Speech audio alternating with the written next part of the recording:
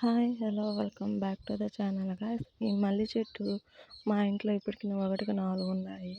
ప్రతిసారి చేసే ప్రాసెసే చేసేదాన్ని నేను.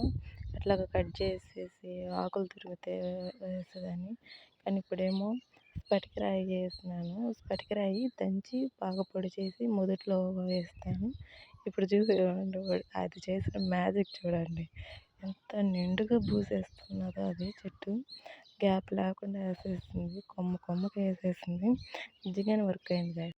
వర్క్ అయిందంటే ఇది అన్నిట్లికి వర్క్ అవ్వట్లేదు. ఇది మా ఇంట్లో 4 చెట్లు ఉంటే మేము 3 చెట్లు వేస్తే ఈ ఒక్క చెట్టుకే బాగా వచ్చిందనమాట. అంటే అది కొన్ని చెట్లకే యూజ్ అవుతుంది. కొన్ని చెట్లకు అసలు కావట్లేదు. కానీ నాకు కామెంట్ చేయండి గైస్. ఆ స్పటికిరాయి అసలు దేనికి యూజ్‌ఫుల్లో చెప్పండి? మా ఇంట్లో దాన్ని దారభద్రాలకి అట్ట కట్టిస్తున్నారు దాన్ని. మీకు ఇది ఏమైనా తెలుసుంటే దాన్ని కామెంట్‌లో చేయండి.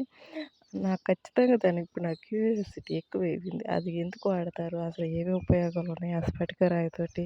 అది చూస్తే రాయి అది చేసిన మ్యాజిక్ చూడండి ఎంత బాగుందో. సో అదండి మల్లి చెట్టు అప్డేటు. సో స్ఫటిక రాయి యూజ్ అవుతుంది. ట్రై చేయండి మీరు కూడా.